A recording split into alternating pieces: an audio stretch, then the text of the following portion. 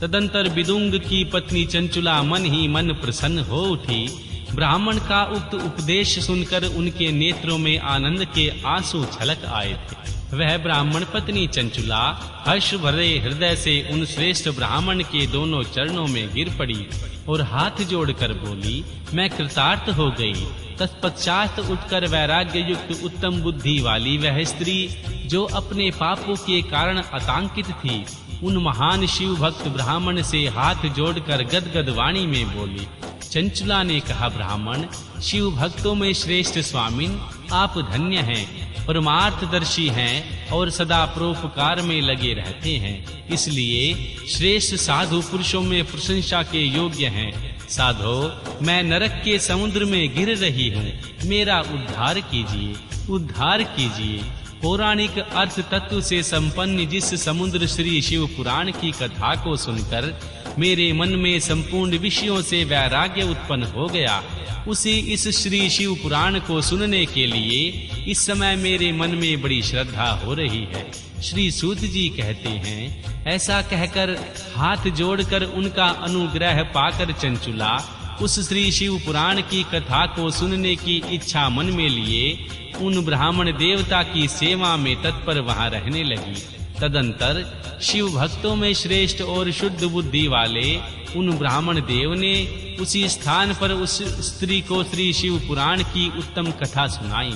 इस प्रकार उस गोकर्ण नामक महाक्षेत्र में उन्हीं श्रेष्ठ ब्राह्मण ने उसने श्री शिव पुराण की परम उत्तम कथा सुनी, जो भक्ति ज्ञान और वैराग्य को बढ़ाने वाली तथा मुक्ति देने वाली है।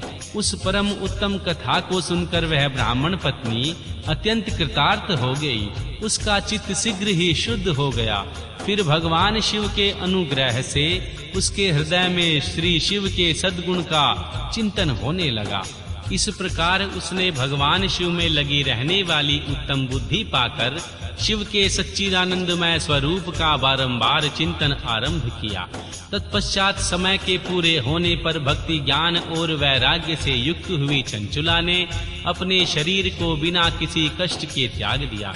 इतने में ही त्रिपुर शत्रु भगवान शिव का भेजा हुआ एक दिव्य विमान द्रुत गति से वहां पहुंचा।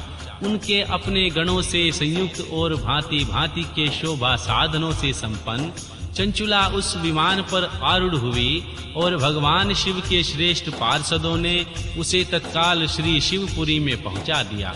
उसके सारे मल धुल गए। वह दिव्य रूपणी दिव्यांगना हो गई थी।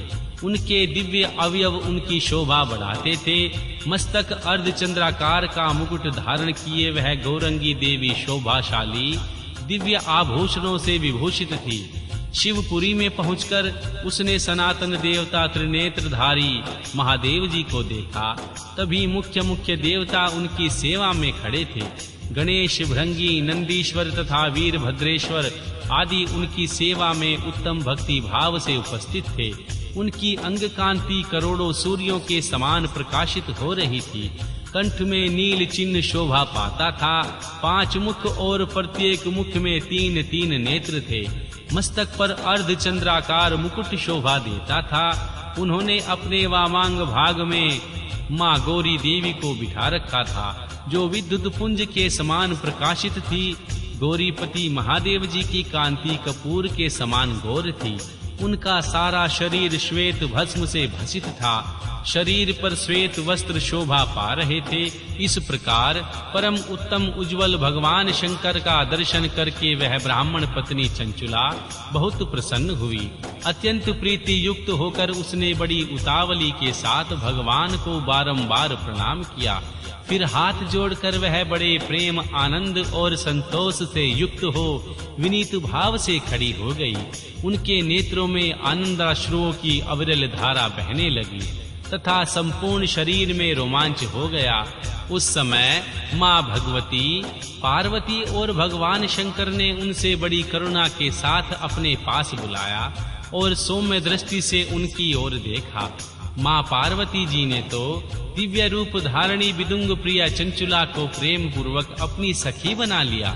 वह उस समय परमानंद ज्योति स्वरूप सनातन धाम में अविरल निवास पाकर दिव्य शोक से संपन्न हो अक्षय सुख का अनुभव करने लगी। अध्याय 4।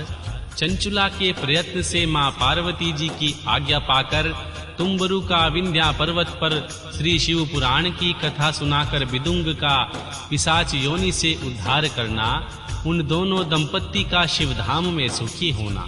श्री सूत जी बोले, हे शौनक, एक दिन परमानंद में निमग्न हुई चंचुला ने उमा देवी के पास जाकर प्रणाम किया और दोनों हाथ जोड़कर वह उनकी स्तुति करने लगी। चंचुला बोली, गिरिजा नंदिनी स्कंद माता, मनुष्यों ने सदा आपका सेवन किया है। समस्त सुखों को देने वाली शंभु प्रिय आप ब्रह्म रूपिणी हैं। श्री विष्णु और श्री ब्रह्मा आदि देवताओं द्वारा सेव्य हैं। आप ही सगुणा और निर्गुणा हैं तथा आप ही सूक्ष्मा सच्चिदानंद स्वरूपिणी आधा प्रकृति हैं। आप ही संसार की सृष्टि, पालन और संहार करने वाली हैं। तीनों गुणों का आश्रय भी आप हैं। श्री ब्रह्मा और भगवान विष्णु महेश्वर इन तीनों देवताओं का आवास स्थान, उनकी उत्तम प्रतिष्ठा करने वाली पराशक्ति आप ही हैं। श्री सूत जी कहते हैं, हे शौनक, जिसे सद्गति प्राप्त हो चुकी थी वह चंचुला इस प्रकार महेश्वर पत्नी उमा की स्तुति करके सिर झुकाए चुपचाप खड़ी हो गई। उनके नेत्रों में प्रेम के आंसू उमड़ आए थे। तब करुणा से भरी हुई शंकर प्रिया भक्त वत्सला मां पार्वती ने चंचुला को संबोधित करके बड़े प्रेम से इस प्रकार कहा। मां पार्वती बोली, सखी चंचुले, सुंदरी, मैं तुम्हारी की हुई स्तुति से बहुत प्रसन्न हूँ। बोलो, क्या वर मांगती हो? तुम्हारे लिए मुझे कुछ भी अदेय नहीं है।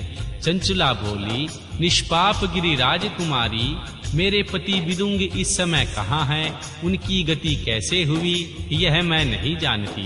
कल्याणमय दीन वत्सले, मैं अपने उन पतिदेव से किस प्रकार संयुक्त हो सकूं, वैसा ही उपाय कीजिए। महेश्वरी, महादेवी, मेरे पति एक शूद्र जातीय वेश्य के प्रति आसक्त थे और पाप में डूबे रहते थे।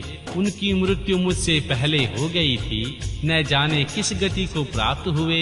गिरिजा बोली, बेटी, तुम्हारा विदुंग नाम वाला पति बड़ा पापी था। उनका अंतकरण बड़ा ही दूषित था। वेश्य का उपभोग करने वाला वह महामूढ़ मरने के बाद नरक में पड़ा अनगिनत वर्षों तक नरक में नाना प्रकार के दुख भोग कर वह पापात्मा अपने शेष पाप को भोगने के लिए विंध्या पर्वत पर पिशाच बना हुआ है। इस समय वह पिशाच अवस्था में है और नाना प्रकार के क्लेश उठा रहा है। वह दुष्ट वही वायु पीकर रहता है और सदा सब प्रकार के कष्ट सहता है।